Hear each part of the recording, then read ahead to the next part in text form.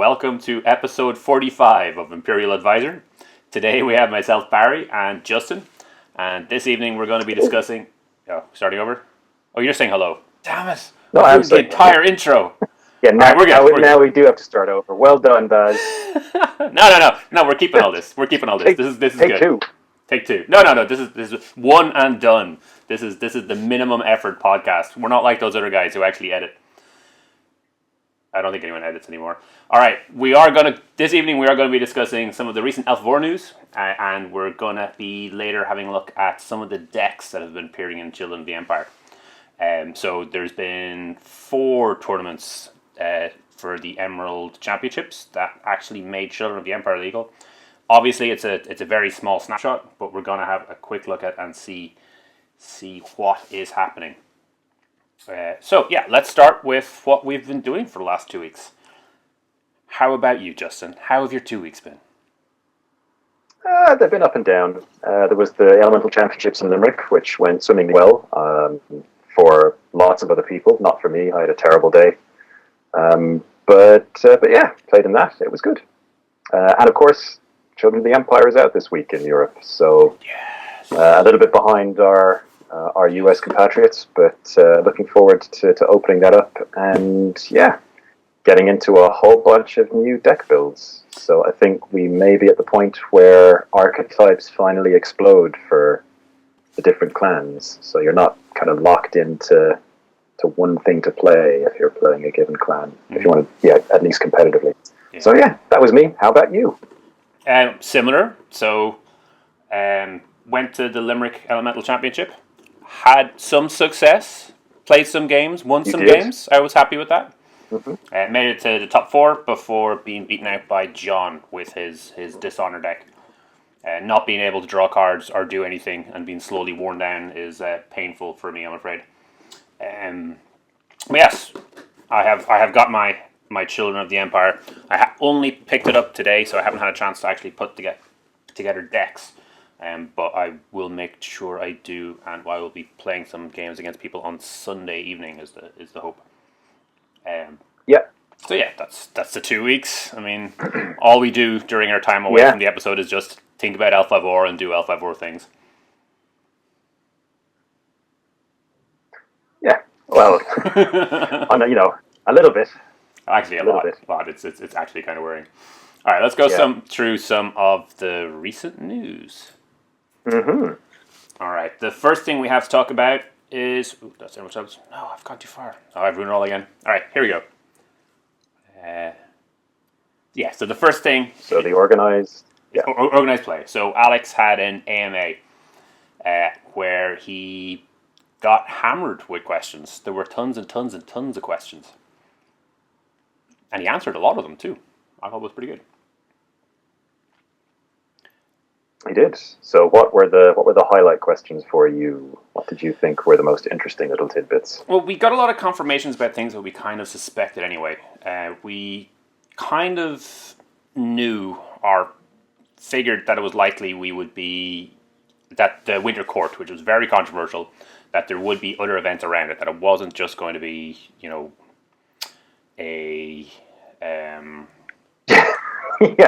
a cold, desolate, kind of wind and snow swept. Well, I mean, it will actually be because it's. Well, I mean, it will be, but no, that there will be. It is very much what I'm talking about, which is a celebration of 5 rings. So, like the Winter Court is the centerpiece, the jewel in the crown, but there's plenty of other stuff going on around it for other players to get involved in. Yeah. So it becomes a celebration event rather than like this hardcore.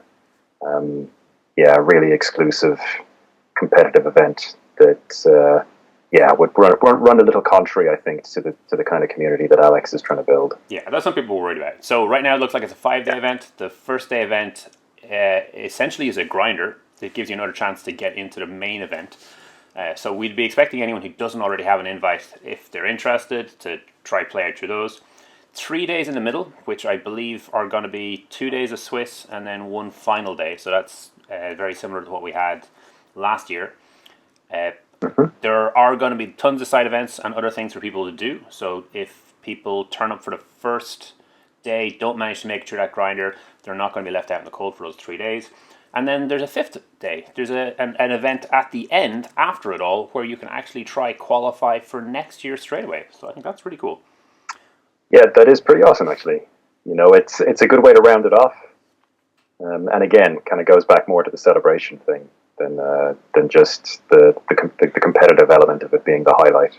There's more going on. So I know, like 5 days of serious L5 sounds like it could be a lot of fun. Sounds like people could be having mental breakdowns by the end of it, mental and emotional breakdowns. The other one, that's a lot. That's a lot of hours of a very, very draining game. Yeah, I mean, but, I played last Saturday. I played 6 rounds, and I was shattered for the rest of the evening, and I just had to take the entire Sunday off. It was a complete disaster for me as far as I was concerned. The score, like all I'm saying is that if you're a meth or coke dealer in Minnesota, FFG Game Center, November, it's where you're going to make your money.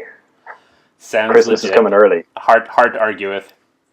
Yeah. I need to make that a little bit bigger. Okay. And the Scorpion release pack. So when what packs have come out? Phoenix. So when the Phoenix pack came out, we got this nice release event that had a couple of cool promos in it. We didn't get that for the Scorpion event, and a lot of people were kind of speculating what had happened. There were some rumors that it had been miscut or the printing run had been a disaster and just been scrapped. But apparently it is still good to go. It's just a matter of waiting for when it actually turns up. So that'll be something to look forward to.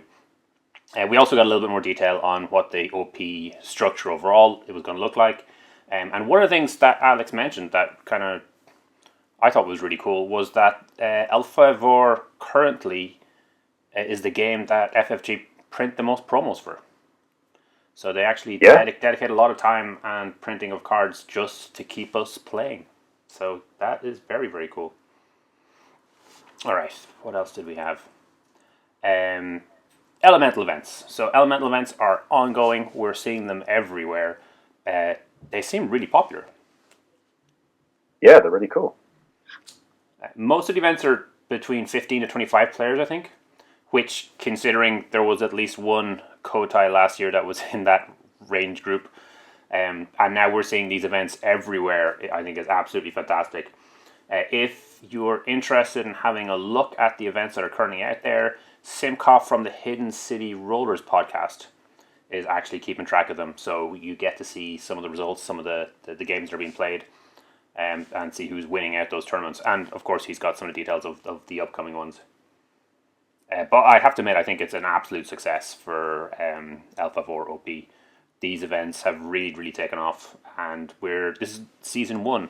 There's going to be a second round of events that are going to be happening as well. So hopefully, we'll see a few more promos for that. Yeah, absolutely. They're great. I mean, Koteis are quite exclusive and can involve a bit of travel, or they're relatively exclusive. Whereas these being much more local means you get it's just easier to show up for them, easier to play in them, and that can only be good for the health of the game in general. Yeah, and so it ends up being a big event for your local meta. So it kind of can reinvigorate the local meta. Yeah, absolutely. All right, next thing. I just want to mention that the Table is Yours podcast have started releasing more episodes again. They are working on audio versions of the short stories and are slowly working their way through them. So if you never got round to reading the stories or want a re-listen, this is an excellent way to start catching up on some of the background. The other big event coming out that we've released, Alex Jacobs put together a Dueling article that went up on the Imperial Advisor website recently. It is, I think it's probably exhausting, super good. I was going to say essential reading for the Children of the Empire environment, because Dueling is going to be everywhere, quite frankly. Not necessarily because it's amazing, but because people will play it. The Dragon and Crane players almost certainly are going to play it, and I think it's pretty strong. I think it's good. I don't doubt it. Yeah. Baz desperately trying to lowball how good dueling is. It's Hey, terrible. You don't need to prepare for this at all. we've got a reputation here to uphold. Yeah, we do. Um, okay. So yeah, definitely check that out. He put a lot of work into that, and there's a lot of good insight because I think a lot of people still, from the kind of early version of dueling that we've had in the LCG, it's been relatively straightforward. Typically, it's bully dueling where either the duel doesn't get issued or the duel is unbeatable. There's no way around it. Well, we often saw it with policy debate, where you know Yeah. policy debate, people went into it. Everyone always bid one because the skill difference was so much that there wasn't any point losing a bunch of honor just so you're going to lose it anyway. Obviously, there were a couple of risky plays where people did it other ways, but the amount of cards that have appeared in the Children of the Empire set that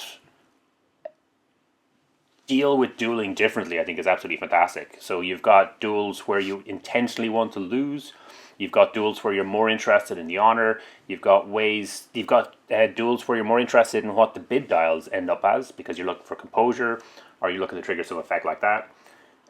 You've got duels where you don't really care whether you win or lose. You just want to have a duel so you can trigger duel-related effects. And yeah, Alex does a really good job of going through that and detailed some of that. So it's definitely an interesting read.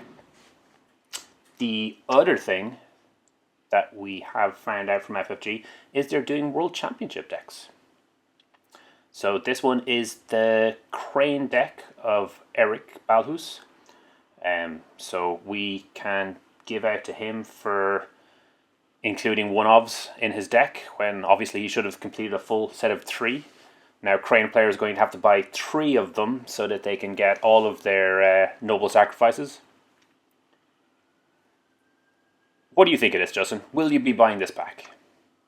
Yeah, well, I am a magpie, so I will absolutely be buying this deck simply for the conflict deck full arts. Like I think it's a fantastic deck for Crane players, like especially if you're a new player. Although the deck is not legal now due to changes in the restricted list, it's still a fantastic way to buy in, and maybe with 1 or 2 other packs, you would then have a very competitive, very competitive, Crane deck for quite a small investment. Yeah, I mean, I'd argue if you just got that pack and picked up Children of the Empire, you'd probably be good to go. Yeah, very possibly. So yeah, it's like as I said, for Crane players starting up, it's an absolutely fantastic investment.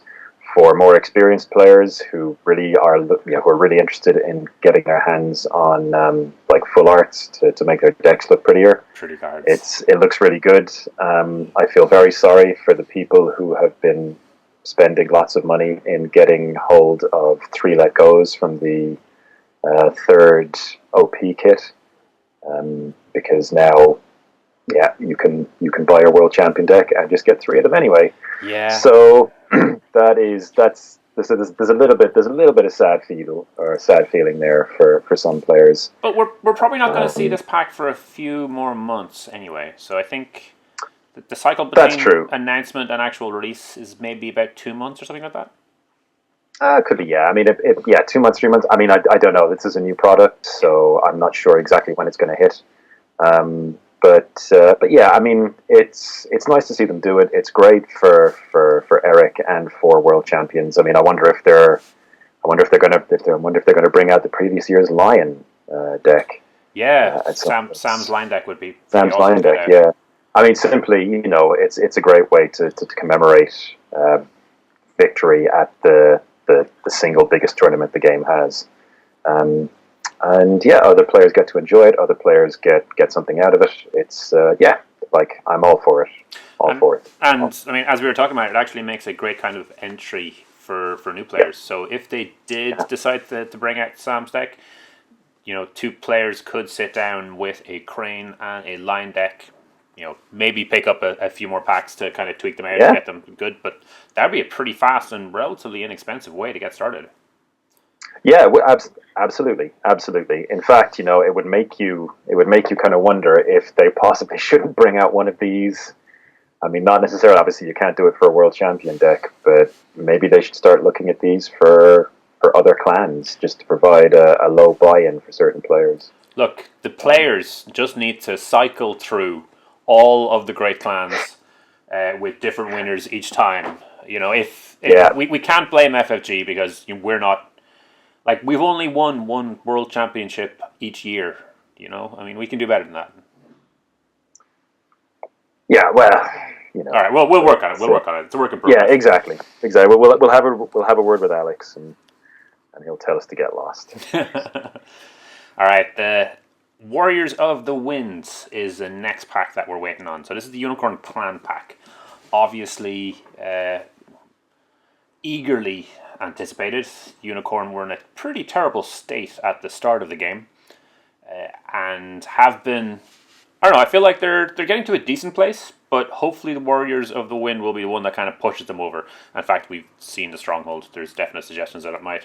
The most recent article is in relation to some of the other cards, though. So the ones that appeared are the ones for the other clans.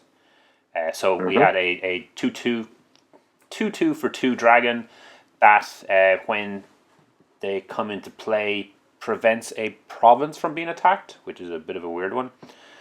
People were suggesting it might be a way to prevent or to force your opponent into your restoration of balance or kind of do weird tricks like that. The Crane got another courtier that has an honoring effect. So remind me what that is. After phase begins, if you've got the Imperial Favor. Okay, so it's Imperial Favor linked. Lion got a bit of a weird one. They've got a 4-cost 3/3. Oh, he's amazing. He's amazing. Okay, Yeah. so he's because he's a conflict character. Yeah, he's a conflict character. I was going to say courtier character, but he's not. Yeah. But he's a clan daimyo. But for a mere 4 influence, you can have a clan daimyo in your Phoenix deck or in my dragon deck. True. Well, the Akoma were always traveling around looking to record history and stuff and tell stories. So checks out. All checks out. Okay, we're good. We're good. It does. I mean, I must say I am quite surprised that he is 4 influence. I'm quite surprised to see an influence cost on him at all. I thought he would be much like Kachiko would just be right. He's Lion Clan only. But yeah, I don't know. Maybe it's a flavor thing. I don't know. Maybe. We should mention the other part of the ability. If a province has been destroyed, he gets a +3/+3 bonus for the rest of the turn. So yeah, he is a 4-cost 6/6 conflict character. It's not terrible. And the fact that he's a conflict character means you can hold him back until after someone breaks one of your provinces, and then you can go, right, well, now I'm going to play him. Here's a 6/6.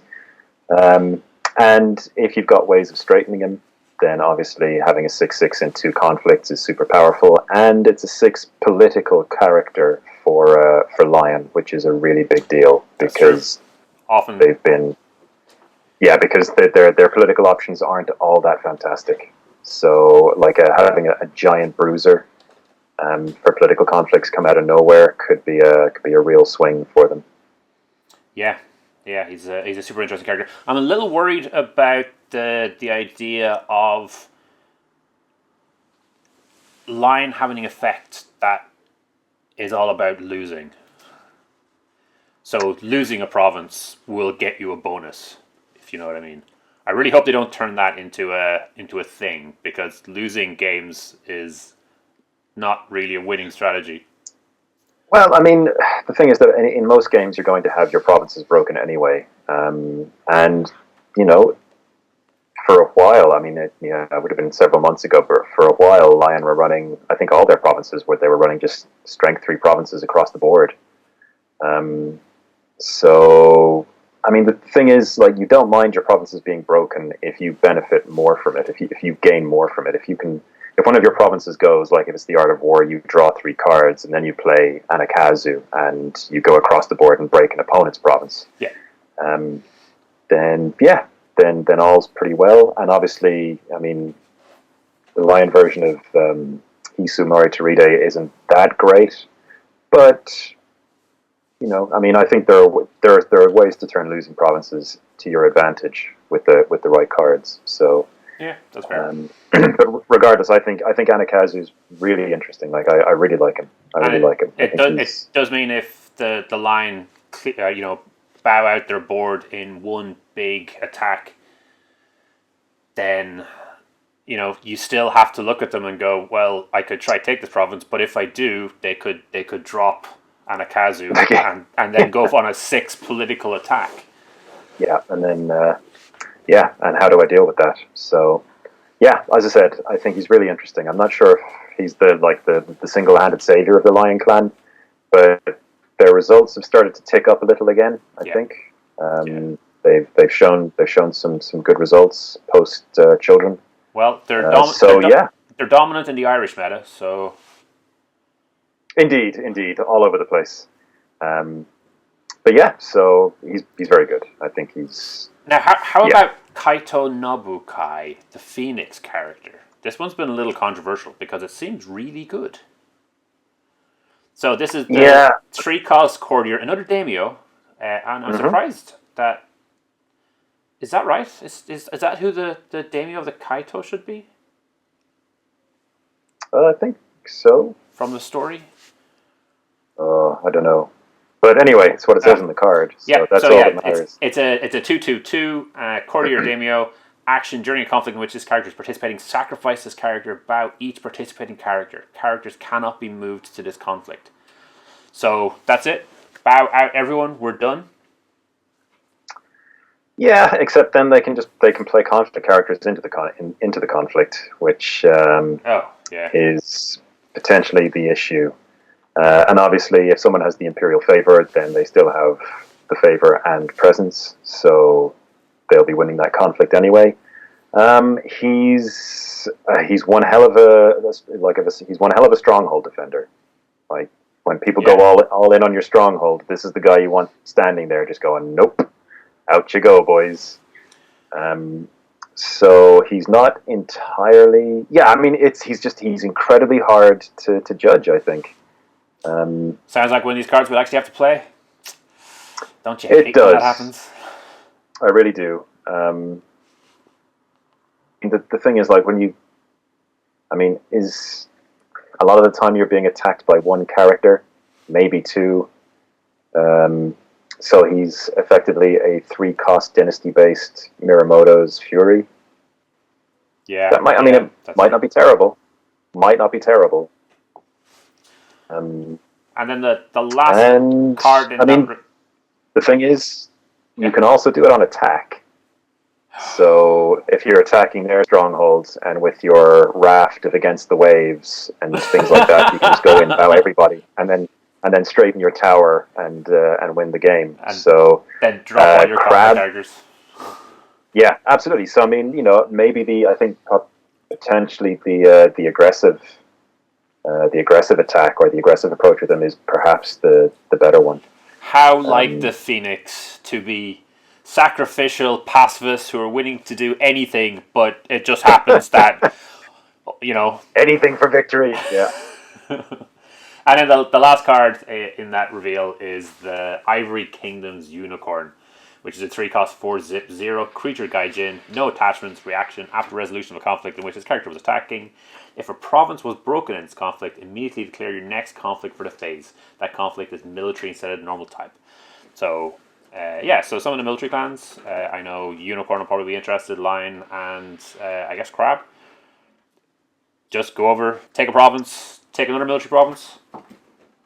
It's really interesting. Yeah, well, I mean, it is, and again with Hisumori Toride, this is very interesting because you attack militarily with this, then your political conflict becomes military, and then your third conflict becomes military. So you were doing nothing but battering people with military conflicts over and over and over again in a given turn. So I'd keep an eye on this. I'd keep an eye on this card. Yeah. Because this is a card that fits into the Toride decks and could really do could just very, very, very, very powerfully change the dynamic. And the fact that it's 4 military for 3, that's the dash may be a positive in a heavy dueling environment. Yeah, true. No policy It may be a debates. positive of a sort. Yep. The no attachments on the no attachments is a bit of a downer really, because I suppose it will become vulnerable to whatever dueling tower an opponent might be playing. But that's neither here nor there. The ability, however, and the fact that you get to immediately declare the next conflict as well means that pick the ring, you get the face, you get to get the effects, bow out anyone if you have an extra conflict or any actions that are going to do that. How do you feel about getting more Ivory Kingdoms into the game? Is this going to be an option for Imperial Chancellor? If after Hantai resigns, will this be the new heir? Oh, yes, we're back to elephants on the throne. I certainly hope so. I certainly hope so. But and again, like the Ivory Kingdom's unicorn, the flavor is fantastic. Yes, it's very cool. And obviously this is coming in the unicorn pack, so we are seeing a big chunk of. Yes, it is a rhinoceros. Yeah, we know it's a rhinoceros. We're seeing a chunk of cards referencing the Ivory Kingdoms because it's specifically thematic for the unicorn. So we're not really expecting to see a rash of Gaijin cards coming up in the crane pack or anything like that in the future. All right. No, I wouldn't think so. Okay, so I think that's all the news I had prepared. The next section to have a look at is to go straight into some decks. So the first deck we have is Alex Jacobs' Dragon Dueling deck. So Void Dueling 3.0. So let's see. Provinces before the throne. So that's the steal 2 honor if it's broken. Suggesting that this is definitely a dishonor approach already. Upholding authority for stealing cards, or restoration of balance, get rid of more cards, pilgrimage for void, and shameful display for void. So presumably, good lord, what do you put under the stronghold? So you kind of want the void province out so you get the fate, so they trigger. You want restoration balance and upholding authority out, because they take the cards, and you can't put before the throne underneath the stronghold. So you're probably putting pilgrimage under there. Pilgrimage, I would say, is the one that goes under. But automatically gaining a fate when your stronghold is attacked, it's not a terrible thing. Helps for the defense, maybe. True. Yeah. All right, having a quick look. I'm going to skip down to the holdings first because they're a little bit easier to look at. So we have one favorable ground. We have one. Okay, the rest are all strange. All right, so 2 Miramoto Dojo. So this is the one that issues a duel. The winner... Yeah, the loser loses a fate. And if the winner was a duelist, it's just gone. And otherwise, it bounces back into their owner's pile. Mountaintop Sanctuary. So Mountaintop Sanctuary, if I recall right, is the one that goes onto your stronghold. So you can just move it onto your stronghold. You don't necessarily have to, but you can. And it's got an effect that you can pop it to, I think it's bow, a 2-cost character or less. 3 of those. That's an interesting option. So 2 Proving Grounds. Proving Grounds are the draw a card after you win a duel, and you get that triggered up to twice per turn. And Secluded Temple is at the start of the draw phase, I think it is, or the start of the conflict phase. Your opponent needs to remove 1 fate from one of their characters if they have more characters than you. So, Jester's saying it's probably sent home. That makes a lot more sense. It's a very, very different selection to the typical 3 Imperial Storehouse, 3 Favorable Ground, 1 Imperial Palace done selection. Then, alright, let's have a quick look at the Dynasty deck. So we got Agasha Shunsun, who definitely is a little bit more talking about. But I'll go back to that in a second. Gasha Swordsmith, Doom Shigenja, Katsuki Investigator, Master Alchemist, Muramoto Tomi, Ratsugu, Mia Mystic, Nitin Adept, Togashi Initiate, and Togashi Yakuni. So a lot of those are kind of reliable staples. The Nitin Adept kind of pops in and out. He's the guy that if you have an attachment on him, you can bow an opposing character who does not have an attachment. The Agasha Shunsun, so there's 3 in here. This is a 3-cost character that It is a 1/2/2, I think, and the action is during a conflict, return one or more rings that you've captured to the unclaimed pile. Search through your conflict deck and get an attachment of cost equal to number of rings returned or less, and put it in play. So it lets you search through your deck, pull out whatever attachment you're interested in, and a lot of the attachments are going to be 1 cost. I think there's a couple of note that are 2 cost. So it's a great way just to kind of fetch out those one-offs. And as we see later, Alex has a lot of one-off attachments in his deck, so it gives it a lot of different utility. Hitomi, obviously we've talked about Hitomi. She is a new addition to the deck. So some surprises in here. I'm a little surprised that Mitsu isn't there. Mitsu is possibly one of the big powerhouses, but this is going in a different direction. This isn't using the monks and the Kihos. So obviously his ability is going to have less utility if there's nothing for him to fetch. So on the conflict side, only 10 events. So 1 bonsai, 1 court games. Those kind of numbers are sacrilege to the kind of standard deck building. You're looking at 2 Indomitable Will, 3 Let Go, 3 Mirumoto's Fury. So the restricted card is Mirumoto's Fury, which obviously did very, very well for Eric.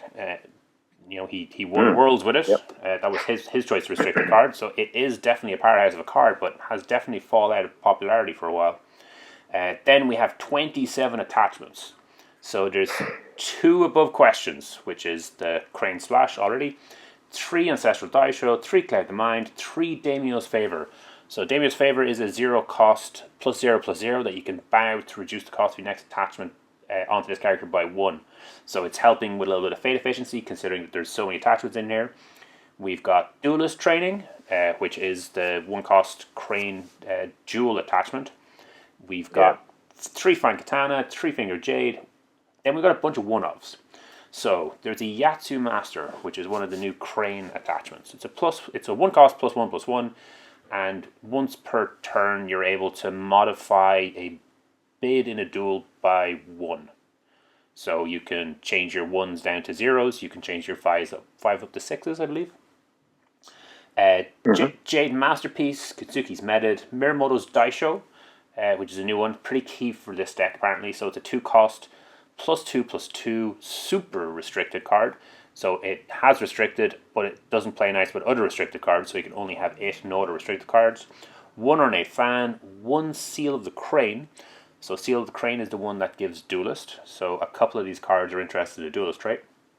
1 Wave the Dragon. So that's a 2 cost +1/+1 that lets you trigger an ability again. So there are a couple of interesting dual abilities over on the Dynasty deck side. Obviously you could use it for non-duels, but with this deck you're probably going for duels. And it's also notable that Duelist Training, the ability, the duel it gives actually gives an ability onto the character. So Wave the Dragon will duplicate that.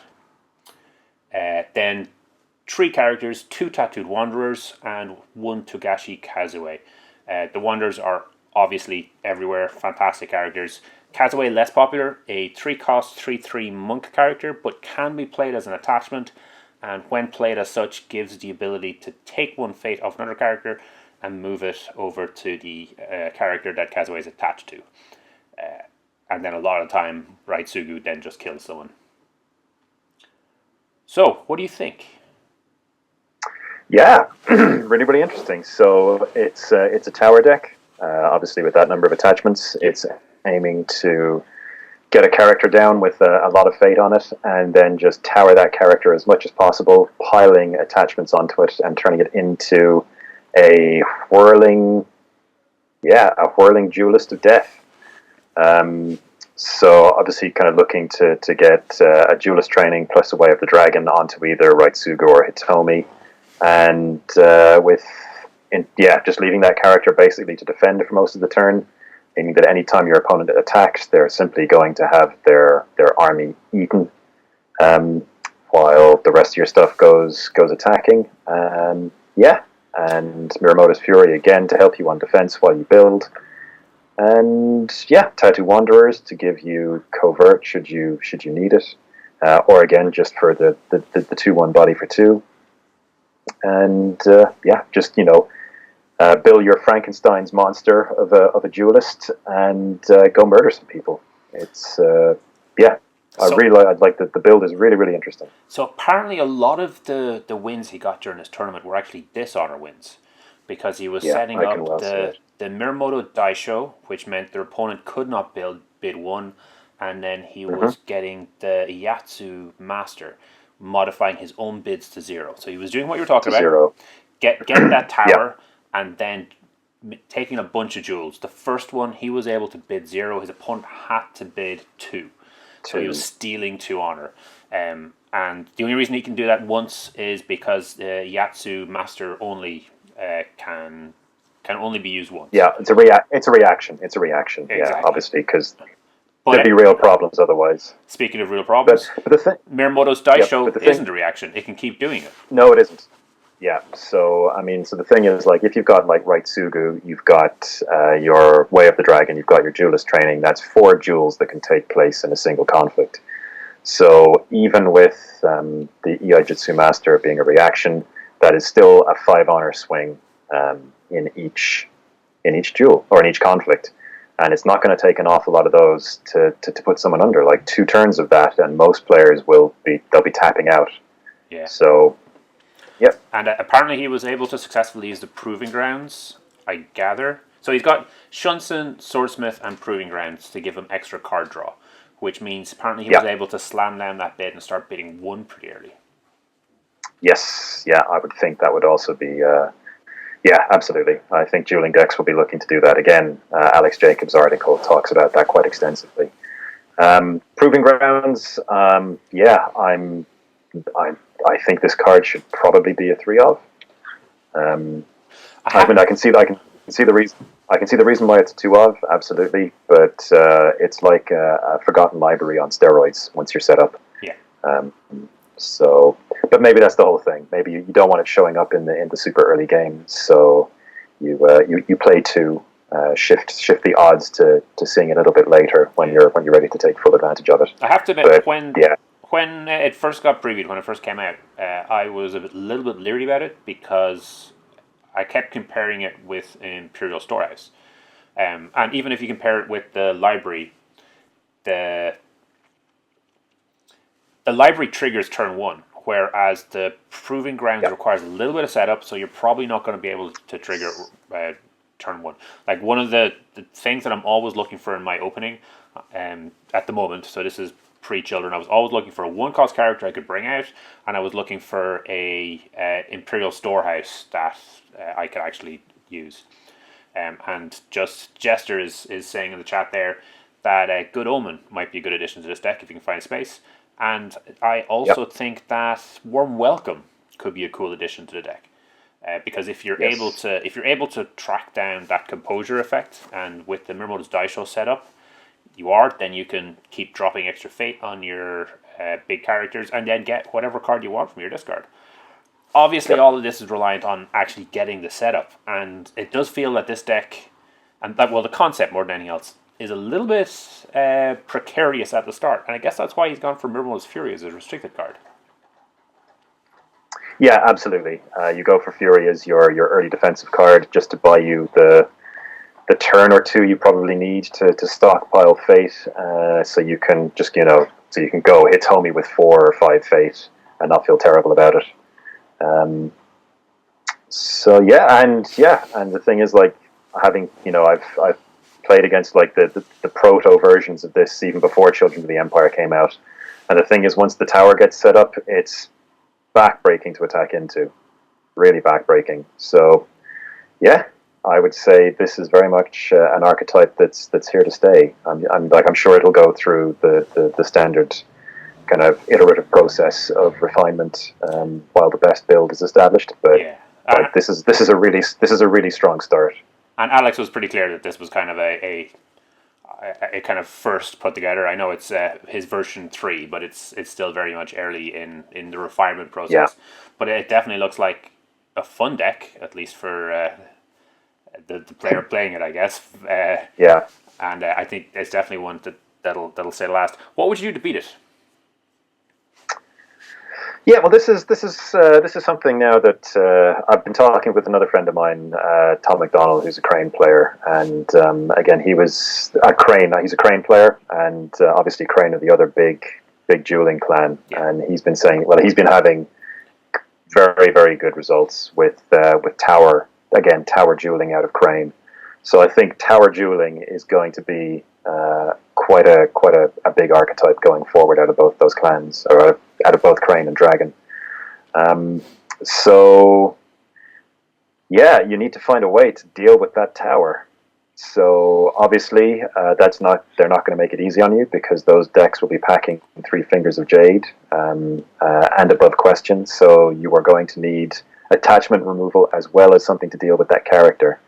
So Scorpion are quite well set up for this if they go a certain direction with their restricted list choice, because they do have Calling in Favors, which they can follow up with a Fate Worse Than Death if they get an opening. Yeah. So yeah, that can help. Like, I mean, if a Fate Worse Than Death goes off against the deck like this, generally you've invested so much into that character that it really can just send your game into a bit of a spiral. If even losing that character for a single turn can do a huge amount of damage to you. So that's one option. Yeah, but that tower. There was some card in the set yeah, that was possibly good for towers. Which one was it? Maybe it was Midnight Revels or something like that, but that's not quite it. Yeah, like Revels could do some damage. Like you generally want to be building your tower. I mean, the thing is, like, if you're building your tower on Waitsugu, Revels is very unlikely to hit him. Yeah. So and a Finger of Jade will still stop Revels, so it's not a. Yeah, so it's not a complete catastrophe. Yeah. And the other thing you need to do is you need to be aware of the key attachments in the deck, which are Duelist Training, Way of the Dragon to a lesser extent. The combo is really where things start to get very very scary. And obviously, I mean, he was pushing for the Dishonor win quite a bit. Daisho. I think there are other ways to play around the Dishonor factor, the Dishonor element of the deck. Okay. But if your deck is packing attachment destruction, you need to be incredibly disciplined about what you go after. Yeah. As I said, the Duelist Training and the Way of the Dragon are super, super key. And for that reason, like you were saying, I think Warm Welcome, one Warm Welcome maybe would be a good addition to this deck, just to recycle those back into play and put further pressure. I mean, this is something we'll talk about later, because there's a Phoenix deck we're going to get onto in a bit. But basically, attachment destruction is really quite limited. So if you can overload what an opponent is able to deal with, and that's quite easy considering, the maximum that most decks are running is 3 Let Go and 3 Maya Mystic. And if you can overload their this deck has effectively 30 attachments. Yeah, absolutely. I mean, it has effectively 30 attachments, and I mean, this is what makes Kazue. I mean, Kazue becomes incredibly dangerous as well, because if someone is going, right, I'll let go your Duelist Training, I'll Mia Mystic your Way of the Dragon, I'll let go your other Duelist Training, and then the Dragon player drops a Tagashi Kazue, you are going to feel pretty awful as he starts tearing fate off your characters and keeping his tower around indefinitely. Yeah. So you need to be very, very mindful of what you target with your attachment destruction, and killing the tower is everything. It's everything. Yeah, maybe just hammer it home with Void. Obviously Alex went for a Seeker build in this, but another option would be to go for Keeper. If you go with Keeper, you get to play the new North. Oh, Jesus! Actually, you could go with North Wall Sensei, couldn't you? If you're Keeper. No, that's a terrible, terrible card. You are right. Is it a terrible card? You can. Yeah, because so North Wall Sensei is a 3-cost 2/2 Keeper only. It's Bushi. You can, as an action, target one of your characters that has an attachment to prevent your opponent from targeting that character with events or something like that. The issue with it is, if they're going to play something on it, they'll play it straight away. Yeah. It does mean you can defend when you're attacking. It does mean you can defend and then trigger it. But yeah, there's a little bit of setup. So it's definitely something you could do, but it's not as good. It's just an idea, but no, it's definitely worth considering. Defend your honor. If the environment turns. Defend your honor is what I'm thinking. Yeah, because with Defend of Honor, if they're going to do a Fate versus Death, you're like, bop. Yeah. Come duel me. Yeah, absolutely. That's definitely worth considering. Absolutely worth considering. Yeah, I mean, but this is it. The environment is new. There's an awful lot to look, an awful lot to explore now. This is the best part, and it looks like this entire style of deck, I figure, could just shift over to the Crane deck. Yeah, I think so. Obviously, like the Crane deck is going to be slightly different. It's going to approach things a little bit more different. Well, it's going to approach things more differently. It's probably not going to run 27 attachments. Probably not. Because no, the Crane deck has a number of events that it'll really want to play and want to use quite a few of. Yeah. So that'll change it. But I mean, still, at some point, you are going to be facing like an honored Towered Toshimoko, who is just going to stop every attempt to break your opponent's stronghold. So, is insult to injury we're playing? Which one is insult to injury? That's the... After a duelist character you control wins a duel, dishonor the losing character. So it's reaction. A 0-cost reaction event in Crane. It was a terrible, terrible, terrible card when it came out. But it may be playable. Probably not. Yeah, I'm not sure. I'm not sure the payoff is... Alright, back into binder it goes. I think dueling decks will probably have better things to do than that. That's true. Yeah, probably. Alright, let's move on to a lion deck. Right. Yeah. So this was a deck that Michael Dorescher brought to victory. So he's gone back to Yojin no Shiryo, the old stronghold, which is the good stronghold. Which is the good stronghold. A lot of people have been going back to it. Yeah. John is making an excellent point in chat that I don't want to talk about because Scorpion players don't need to know that kind of info. Alright, so it is Keeper of Earth, Manicured Garden, Ancestral Lands, Meditations on a Tau, Shameful Display, and The Art of War. So, I don't know, that's pretty classic. The Dynasty characters I find interesting because we're looking at a lot of courtiers in here, if I'm right.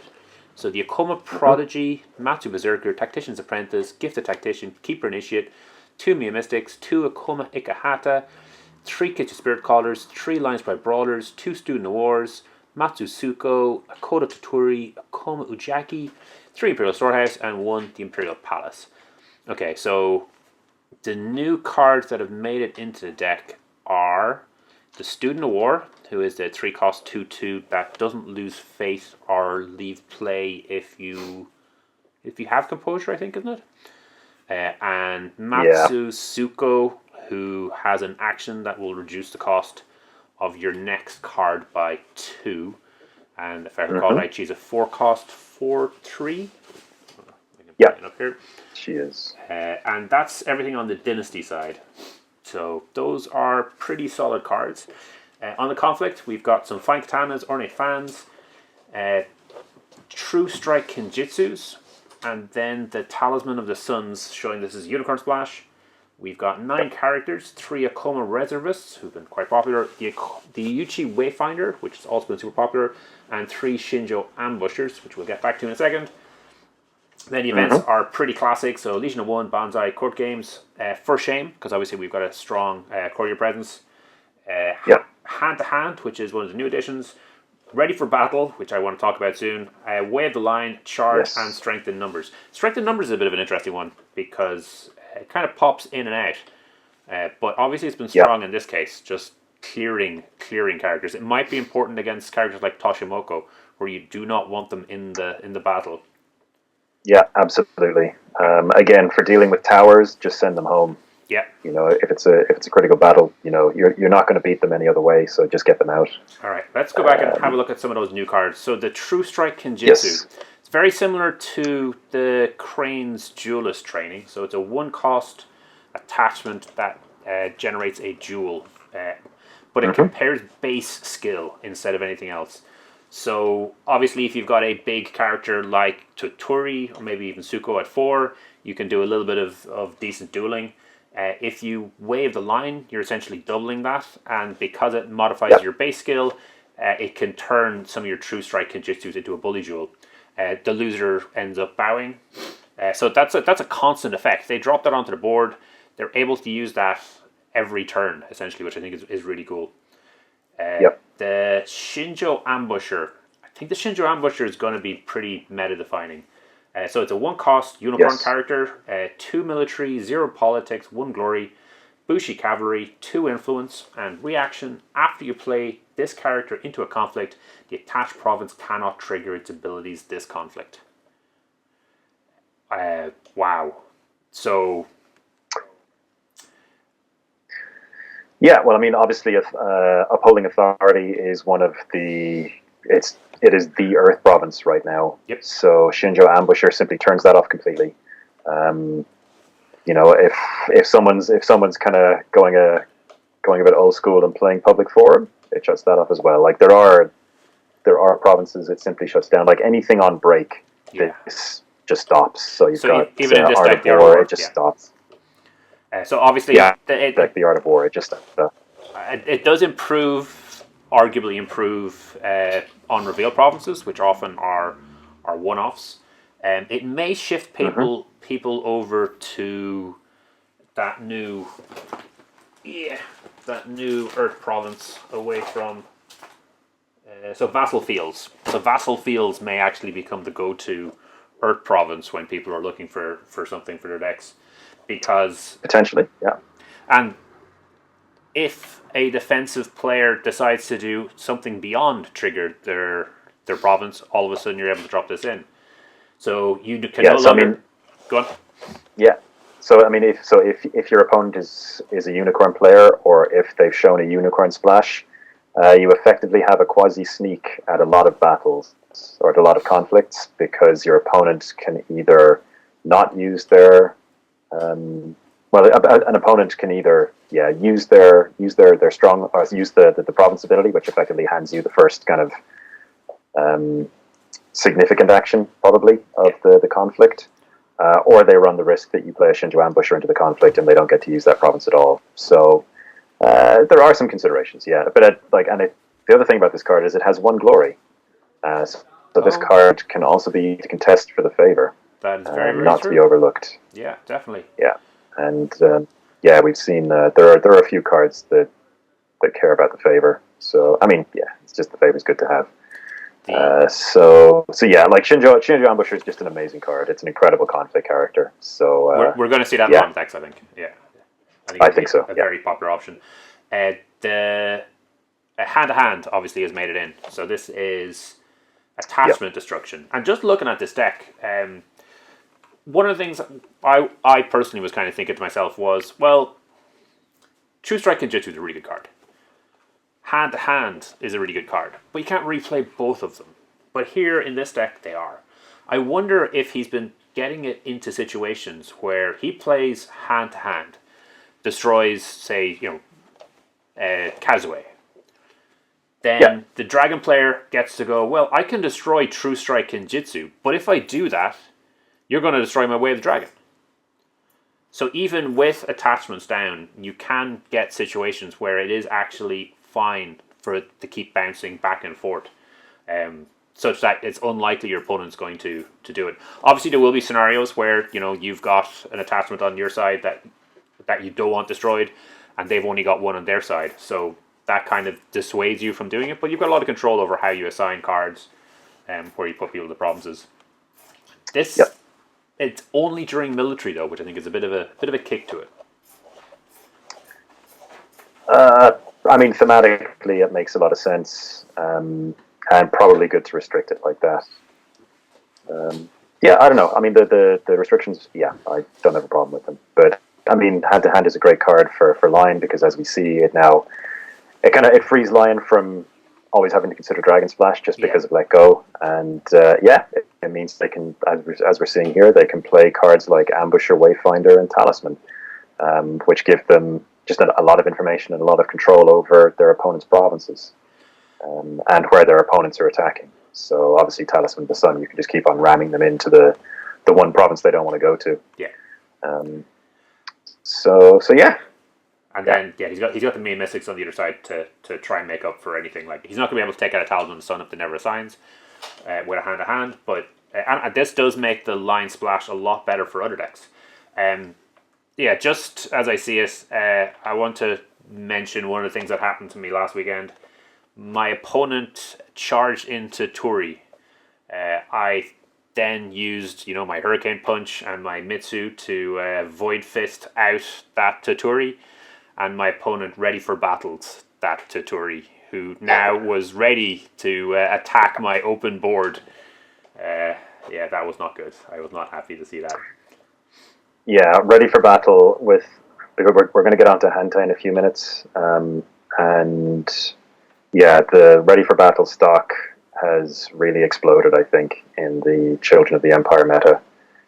There are a lot of effects now, or not a lot, but there are some significant effects now that it is quite simply the best answer to. So that makes Lion a really, really strong splash. Yeah, absolutely. And Lion have really interesting options for both Seeker and Keeper. So the Lion Splash is definitely interesting. Very, very interesting now. So, and especially when you consider that Hand to Hand is a one one influence card. Ready for Battle is a one influence card. Yep. So you get an awful lot of bang for your buck if you decide to go for a Lion Splash. A Legion of One costs just 2 influence. Yeah. They're really selling this hard for us. Yeah. Yeah. So 3 Hand to Hand, 3 Ready for Battle, 2 Legion of One. There's a Seeker Splash. That's well worth considering. And I mean, you've got reservists as well. If you're short on 1 cost conflict characters, the reservist is pretty strong. Yeah. So yeah. There's a lot to be said for Lion Splash now. All right. Like this is seeing this success, I think is good. And obviously, all of this. Yeah. All this links in nicely with Zuko, like the talisman, the True Strike Kijitsu, the characters all are going to get reduction by 1. Strength in numbers, does that cost 1? It does, of course it does. Why wouldn't it? It does, yeah. So yeah, there's a decent amount of card efficiency. Now they're all 1 cost characters, which I thought was interesting. So you're not going to get much of a discount, but you are getting that 1 fate discount. So, but a discount is a discount. It is indeed.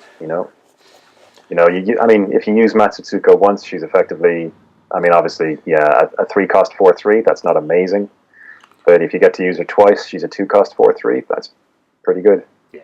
So, all right, let's have a look. See what the next deck is. Okay, so this is Test by Mind's Desire. So my understanding is Anil and a few other guys have been working on this Phoenix deck.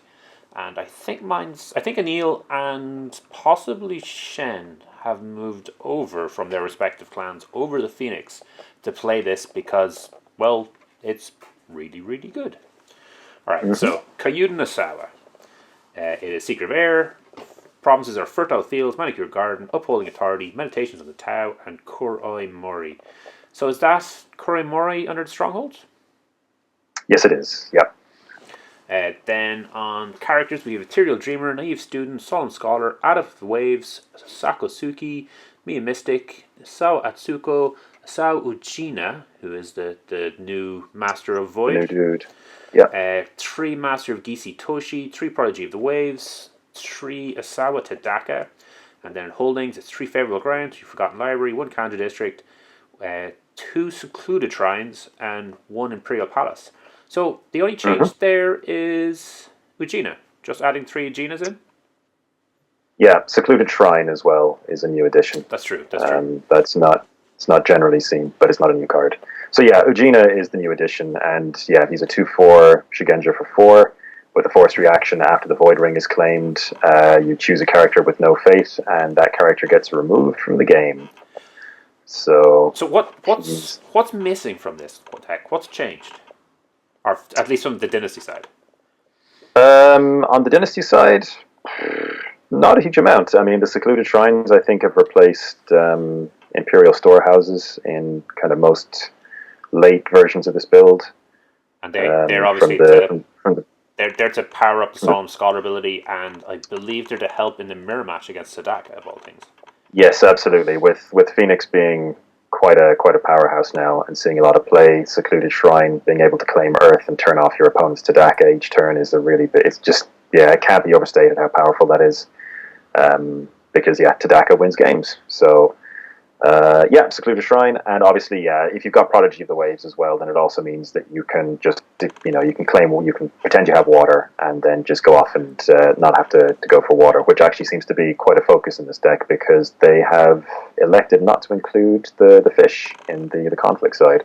Yeah, let me run through the conflict side quickly. We've got 12 attachments, so 3 Embrace the Void, 3 Find Katana, 3 Innate Fan, 3 Cloud the Mind, so pretty classical. Yep. 5 characters, which is a little low, 3 Shrine Maiden, and 2 Tattooed Wanderers, so we're into Dragon Splash. Events are 2 Banzai, 2 Censure, 3 Court Games, 3 Let Go, 3 Supernatural Storm, 3 Against the Waves, 3 Clarity Purpose, 2 Display Power, and 2 Consumed by 5 Fires. So nothing has changed. What we well, you in again. Well, things have changed, but there's no new cards. Yes. So no, nothing much has changed there. Like in the pre children version of this, the 2 Censures and 1 Consumed by 5 Fires would have been 3 Feral Ningios, and that would have been a fairly kind of typical build for the conflict side. So yeah, it's Consumed by 5 Fires plus Ugina, I suppose. I mean, Consumed is a really strong card. And yeah, it had been seeing play before. It's not like it's not a sudden addition to this deck. We've definitely seen no, not at all. Winner has had it. It's been out there for a while. Yeah, like I mean, most Phoenix decks have been playing one of it if they're playing Seeker. Yeah, it's pretty standard. But obviously with Ugina, if you can strip their board and then claim someone claims the Void Ring, and all of a sudden, characters start popping off the board quite quickly. But yeah, apart from that, it is the standard Phoenix kind of tempo deck, but with the added board control of an additional Consumed and Ugina. So Consumed to clear their board, Ugina for tempo considerations. Yeah, and a bunch of other tools like Master Gisei Toshi to keep your Consumed safe against clans with counterspells, so you just consume under whatever ring the master names. Presumably, potentially Void. If you've got Ugina on the board, you just go, I'll name Void, I'll attack, we'll consume under Void, clear your board, Ugina will pop off whichever one of your characters didn't defend that I want to get rid of the most. Yeah. And yeah, people's boards just collapse. Obviously, it's got Censures as well to help push through the Consumed, or potentially the other bits and pieces. And apart from that, it's very much, the stand. Obviously, you've got Embrace as well for Consumed. If they've got a lot of faith on big characters, then your Consumed can become the net cost of your Consumed can become very, very low. Like if they've got 3 on a character, you Embrace it, Consumed, you get 3 back, your Consumed cost you 2. And just blew up way, way more than that on their side of the board. So it's a deck that looks it's moving away from focusing on the Water Ring quite as much toward the Void Ring, obviously with the Ugina. With a few meta considerations like Secluded Shrine, just to make the other parts of the deck run a bit more smoothly and to stop Tadaka in the mirror. Okay. So yeah, I mean, it's just a really solid tempo deck that some of the characters on the Dynasty side appear later in the game and make a mess of things. Yeah, absolutely. So yeah, it's a tempo deck that through Ugina has some really unpleasant just tempo potential. Because even with Consumed, the thing with Consumed is it's great the turn after you play it. Yeah. But it's not necessarily great on the turn you play it. Yeah, because Ugina steps up its effectiveness by a whole turn. Oh, true. Okay, so wait, explain that to me. How does he step up its effectiveness by a turn? So if you can, normally you consume their board, so they're not losing anyone until the fate phase that turn. But if you consume their board and then go and claim the Void Ring, they're losing their best remaining character. So it's just putting a lot of pressure on your opponent's board immediately once Consumed goes off. And obviously, I mean, that Consumed doesn't have to go off. Characters that have 1 fate are very, very vulnerable to Ugina anyway. You could just go over, claim the Void Ring, and pop something off the board. Yeah. But yeah, if you're looking for the big kind of wombo combo finish, then, again, obviously with Consumed. But yeah, it's, Consumed is a big deal, but it's important not to understate the value that or the point that any character with one fate on them is incredibly vulnerable as soon as Agena comes down. And this is almost completely Shigenja's, except for the 2 naive students. Yeah, so naive students, their card draw, they're just a cheap 1-cost body. They've been popping in and out of Phoenix decks recently. But yeah, it's a 1-cost body. They're cheap. They draw you a card. It's even with the lack of Shigenja, it's pretty hard to take them out. They offer just a lot of value for what they are. And what beats this deck? Well, actually, I haven't played this version of the deck yet, but in the previous version, draw variants generally. I think, yeah, I hate to say it, but the thing with this deck is that it's highly resource efficient. It's got a lot of card draw. It's got a lot of fate generation between embraces, between Seeker. So yeah, it just grinds you down. Generally, is how it worked previously. You lose the game early if the game went on for more than a few turns. It just became harder and harder to lose in general. Yeah. But yeah, getting blitzed out of it maybe. Terrible draw, getting blitzed out of it were generally the ways it lost, or at least when I was playing it. But yeah, those decks need to be ready to actually capitalize on a kind of blitz strategy, which isn't something you can always rely on. The Scorpion and people splashing Scorpion have been enjoying Kyukyu. In your experience, have you faced against? Oh yeah. I haven't faced against her yet, but yeah, she is a real consideration. If Phoenix start to really dominate the environment, then Kyuko, I think it is yeah, she's incredible. She's a conflict character. So yeah, as a reaction, or is it an interrupt? I'm not sure. Anyway, she counters a spell and puts herself into play. So you get effectively a free 2/2 conflict character, and you counter a spell. And because she's a conflict character, the general stuff like Censures or Master of Gisei Toshi just can't stop her from entering play. Yeah. So if a Phoenix player attempts to consume, obviously consumed is a horrific blowout if she counters that. But even countering a display of power is a really big deal. Sometimes even against the waves or clarity can be a huge deal. So yeah, if Phoenix become if Phoenix gain a much bigger share of the metagame, then Kyuko is going to see, or should see, considerably more play. And my own personal consideration is to play the Enigmatic Magistrate, because for whatever reason this deck is full of 4-cost and 2-cost characters. Yeah, Phoenix have almost no good 3-cost characters, so. But yeah, that's a dragon only consideration. All right, so this is. Yeah. I don't know, the players who are doing successfully seem to think this is a good deck. So if you are interested in winning games, this is definitely something you should either play or practice against. Definitely practice against at the very least. All right, let's have a look at another Phoenix deck. Mm-hmm. All right, so this is titled literally God Tier. And this is a Phoenix deck by Riley White. I love the name. All right, so this is back to Isawa Moriseido. So it's Seeker of Air, Fertile Fields, Manicured Gardens, Upholding Authority, Senpaku Seido, and Kuranore. Mm-hmm. So Senpaku Seido cannot be put in a stronghold. It is a 1 province ring province, and it changes it from political and military, or well, it doesn't change it, but the resolution happens with glory instead. So that's one that they're going to put in the provinces and fight over, and presumably the Phoenix will win it out. So I'm not going through the numbers. Yeah, okay, these are all trees except for the Kanjo district, so it makes it easier on me. So it's Ethereal Dreamer, Naive Student, Solemn Scholar, Asako Diplomat, Asako Suki, Meddling Mediator, Asako Mizawa, who's new, Master Gisei Toshi, Miya Satoshi, 3 Tadaka, 3 Hantai, 3 Favorable Ground, 3 Forgotten Library, and 1 Kanjo District.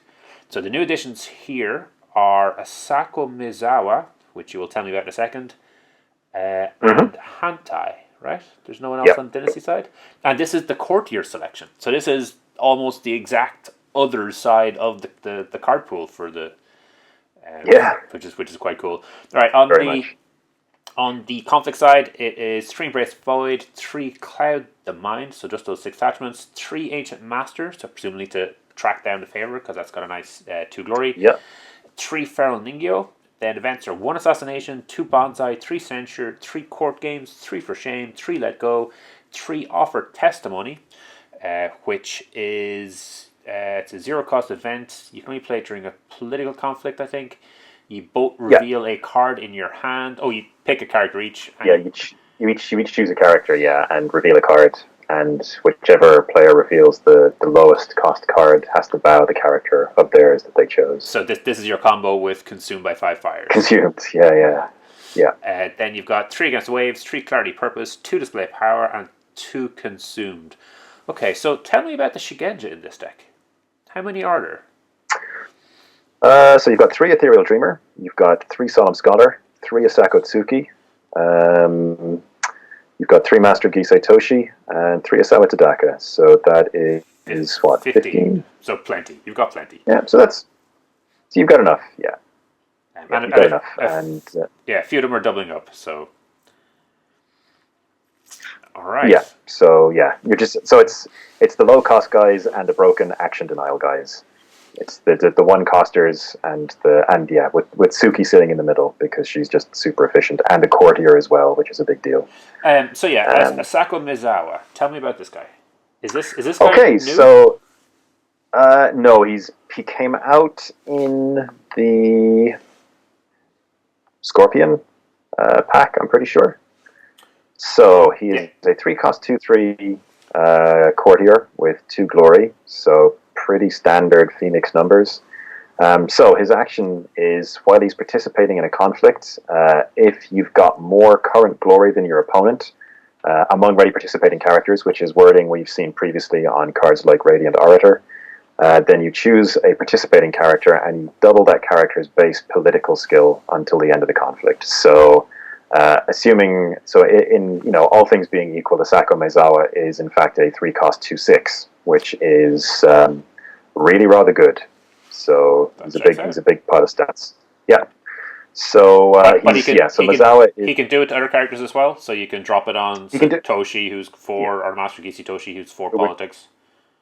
Who would turn into an 8, yeah. So he's just a big chunk of stat force. So he's one of the guys that'll be going over and breaking provinces for you. So he's seen spot play in Phoenix decks. Sometimes he just sees play as a one-of, because he doesn't have the Shigenja keyword. But again, obviously in this deck where Courtier is as big a deal, or where Shigenja isn't focused on as much, then he's just a big stat stick. We've got Satoshi, obviously, for hunting out Imperial cards, which in this deck are Satoshis and Hantei. And Hantei's the big... Oh, Kanjo, obviously, yeah. How could I forget Kanjo? That card. But anyway, Hantei's in fairness, Satoshi hunts out other Satoshis or really, really overpowered, potentially game-breaking cards. So it's all good. So Hantei, so we've talked about him before.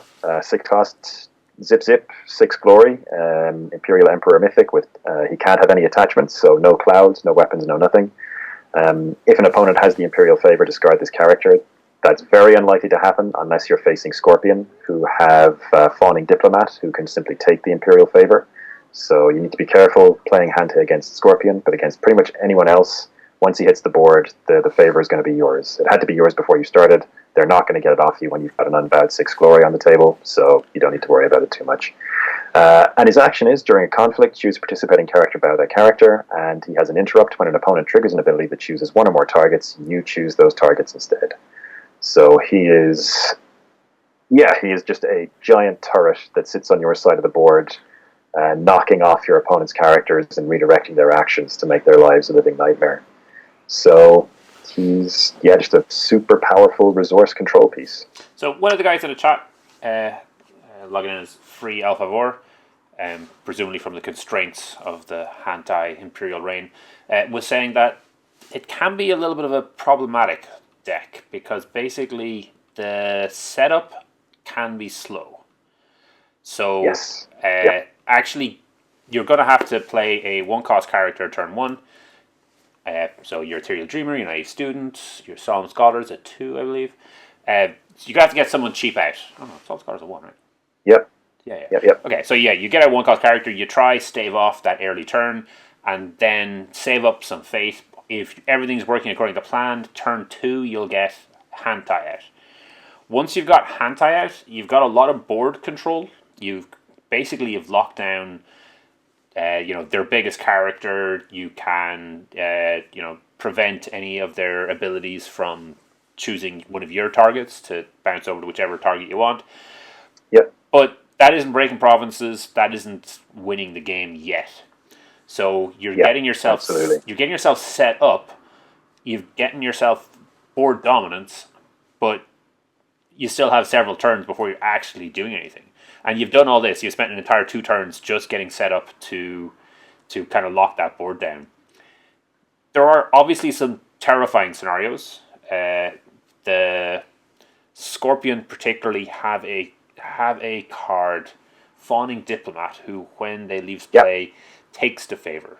That's a nightmare scenario for this deck. So if Hantai comes out and you lose the favor, then all of that investment gone.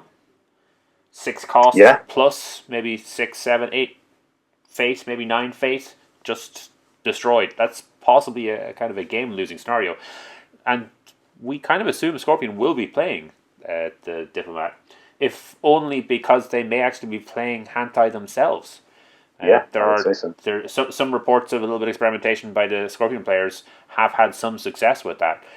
Maybe because the Scorpion deck is also geared up to kind of play from that style already, so kind of locking down the board, getting control, maybe locking down a Dishonor strategy is something that has been working for them a while, but those games are going to go on a bit longer.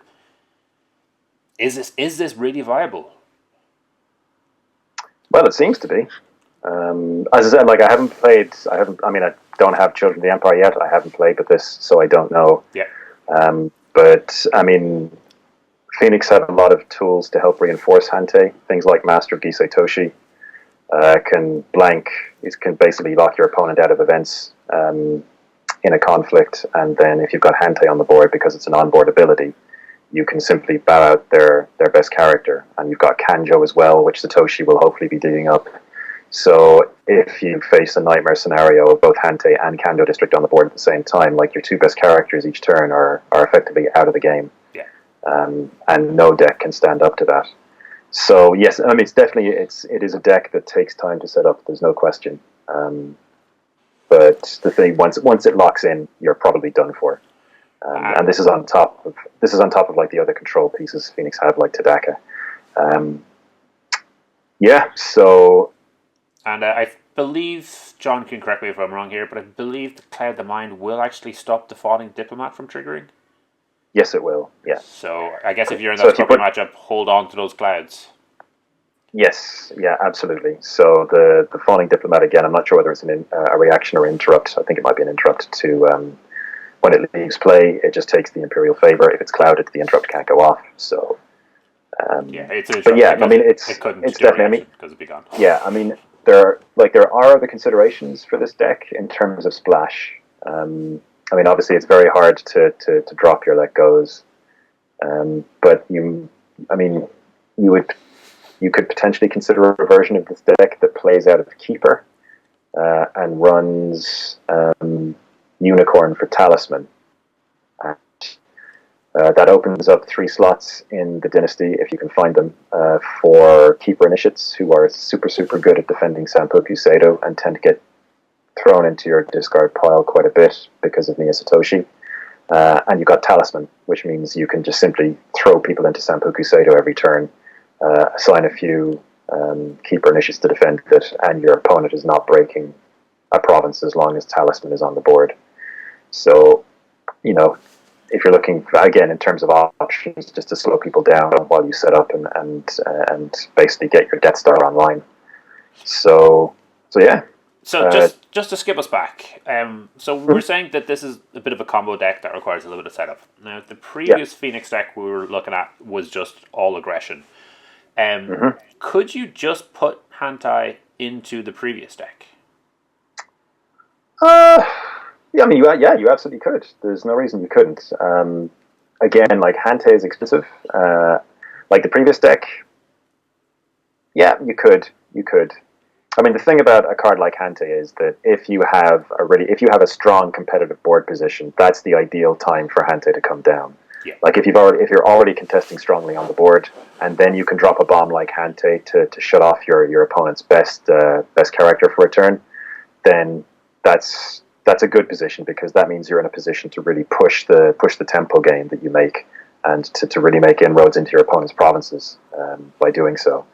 So there's no reason that Hante couldn't slot into a traditional or a more traditional Phoenix deck that is just based around board control and tempo, like the previous version. Um, Against that is, I mean, do you necessarily need to do that with Hante? If the other deck, I mean, if the other deck is winning efficiently without him, then why would you put him in? So it's it's a different it's a different style, and obviously like he costs 6, so if you want to keep him around, he's costing you an entire turn's production. Yeah. So yeah, it's I mean you certainly could, but I mean again we're in the very early stages of the Children of the Empire meta, so we'll probably see a lot of variance and a lot of things being tested. So. Yeah, and honestly, this easily is the most enjoyable and the most fun part of any environment. We've got a big stack, a big box. It's chunky of cards that we get to play around with. We've got a whole new set of concepts. So myself, I know I'm going to be going back and having a look at Alex's deck. Where is it? And I'm going to be putting in 3 Good Omens, and I'm going to be putting in maybe 2 Warm Welcomes, and I'm going to be looking at that Composure element and seeing if I can just really kind of take advantage of that. So this is the time when we get to play around. When really, I'm sure there are people out there who've been testing, on Jigoku as soon as it was up there, and have a much better idea than we do. But we don't need to know those decks yet. We can explore and we can find these things out ourselves. And one of the things that does happen is that sometimes when the top players are developing decks, they'll go down kind of roads and they'll go down cul-de-sacs that kind of lead them in one direction, and maybe they won't fully consider options that will later turn out to be kind of fun and exciting. This is the time when we get to find those out. Yeah, absolutely. And I think we're hitting a stage where there are enough cards in the environment that we're hopefully hitting, or we will hopefully be hitting, like proper complexity in terms of deck building. Because up till now, it's been very much a case of linear refinement, where you can, take out a worse card for a better one. Hopefully now we've reached a stage where the potential archetypes are disparate enough that there's genuine complexity in how decks are built, which does mean that things are going to get even for really really good deck builders and really really good players. There aren't enough hours in the day to completely explore every aspect of every environment. Yeah. So yeah. And New things are going to pop up. It was very fun to see those 2 Phoenix decks doing well.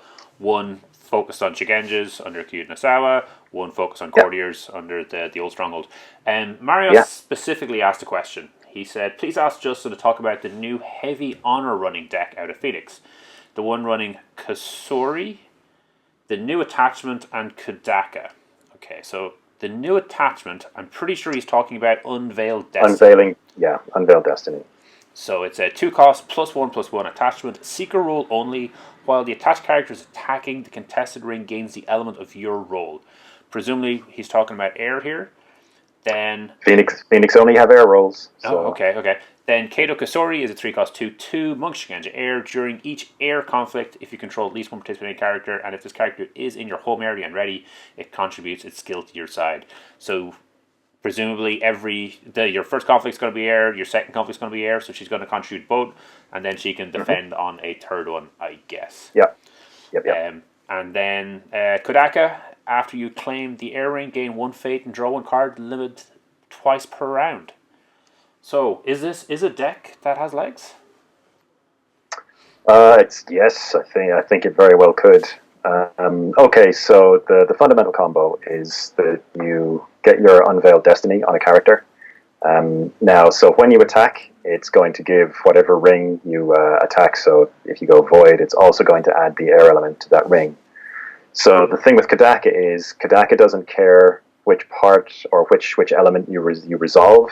She only cares that the ring has the air element. So say you take the Void ring, you go across, you attack with a character that has Unveiled Destiny. That ring is going to be Void and air. Yeah. So even if you trigger the Void portion of that ring, Kadaka is going to see that you claimed an air ring, and so she's going to go off. So you're going to get, you'll get your card and you'll get your additional fate. Now, so that's one area, that's one direction you can go. The other direction you can go is that you simply go, right, well, I'm going to attack with this character and I'm going to claim 2 honor, and I'm going to use, again, Clarity of Purpose or Against the Waves to straighten the character or keep the character straight, and I'm going to attack with them again and I'm going to gain 2 honor. And as we, even starting at like 11 honor, after a couple of turns, people are going to get very, very worried about how high you're climbing if you're claiming the air ring over and over and over again. Yeah. And when you combine that with things like low bid, with honoring characters, with potential honor gains from splashes, then you absolutely could see players crossing the honor thresholds on a super lucky draw on turn 3. And that low bid is obviously a lot more reliable with Kadaka, where you're getting a fate in a card every time. So you're getting bidding 1 and getting 3 cards. Yeah, and I mean, obviously Phoenix can back that up with Forgotten Libraries, with Imperial Storehouses. They have other options, like if you are going super, super combo, you can go, I think you can use things like Oracle of Stone just to dig through your deck and look for your combo pieces. I mean, I would say no. Obviously, as soon as that card becomes playable, the game is broken. So, I'm not looking for excuses to get that card played. John did his best to abuse it over the weekend, and it just did not work out for him. So, no, I know, but I mean, but as I said, like if you're playing it out of Isao Morisato, it's half as bad. So potentially twice as broken. Who knows? Checks out. Makes sense. Yeah. So that's obviously and then the additional combo is you slap down your Kato Kasori, who projects her force into the conflict. Yeah. So ideally, if you can get her, I think the stronghold you play out of is Kyunasawa, just because you want the reliable clarities and Against the Waves to keep on sending your characters in. Makes sense. To make sure the character that has Unveiled Destiny is attacking over and over again. But you are looking at just, I don't know, getting skill boosts onto Kadaka. So if you can get an Ornate Fan and a Fine Katana honor, then she's projecting 4 force into each conflict. So the conflicts are super easy for you to win, and potentially break at. So again, this is potentially, I think, what the most interesting thing about this deck is that it's really a switch deck, and we haven't had one of those yet in the game. So it's a deck that can quite happily go and break all your provinces, or it can suddenly slap down an Unveiled Destiny and start gaining 5 or 6 honor return, and threaten an honor win, even in very difficult circumstances, even if it's in a position where it can't break a stronghold. So yeah, that's the main. So that's the kind of the main core combo. Obviously, your provinces are going to change to reflect what you're trying to do. You'll be running Before the Throne, obviously, instead of one of the standard air provinces, because gaining, just gaining honor is what you are doing. That's what that's a major focus of the deck. Your splash is going to be interesting. You can either go for the super safe dragon splash, which will give you covert through Tattooed Wanderers and attachment control through Let Goes, but you do have other options with different clans. Like Lion gives you honor gaining options as well. You can go with Honored Blade, which will gain you an additional honor per turn. Yeah. You could look at Crane potentially as well. You could look at Crane for Soul Beyond. Is it Soul Beyond Reproach? Oh, damn, no, the one that double honors. I think I'm getting it confused. Yeah. No, it's totally on board. But yeah, so you can look at Crane for, again, like Crane will give you options for honoring up your characters, which will give you additional honor gains when they leave play. Yeah, so like you'll probably be playing Suki, you'll probably be playing Benton's Touch just to honor your characters. Basically, you look at every way to gain lots and lots of honor as quickly as possible. You probably play Warm Welcome to recycle your Unveiled Destinies for when they get blown up by someone who doesn't want you to win. But because you will be bidding very, very low quite quickly, then that works fine. Because you have to have a lower bid, but you'll probably be bidding one quite quickly with this deck. So yeah, that's the deck. It's got it's like a synergy of cards that help you win conflicts, and from those conflicts you can either go the traditional kind of conquest route, or if you don't think that's going to work out, you can just, as I said, start gaining lots of honor every turn, and dare your opponent to beat you before you win. All right, cool. There you go. Okay, I think we dropped a few frames. We'll see how they came out later. Okay. I mean, we may not get to reveal the honor deck to people yet. You can just win the next Grand Kotai with it, and then you can explain to people then. Yeah, we'll do it next week. But yeah, one way or the other, I think we're beginning to hit the wrap up. Is there anything else you'd like to add? No, there isn't. I'm all talked out. Aww. Well, I definitely think it's an exciting period, and people should enjoy it while they can. We do have a beaver fact. It's a beaver. So our beaver fact today is that back in the 16th century, it was once declared by the Pope that beavers can also be considered as a fish, and as such can be consumed during Catholic days of fasting, such as Fridays. All right. And yeah, that's us. So thank you for listening to episode 45 of Imperial Advisor. You can check out our contact on imperialadvisor.com, and you can keep up to date by following Imperial Advisor on Facebook and Twitter. We'll be back in another 2 weeks, and I hope you'll join us then.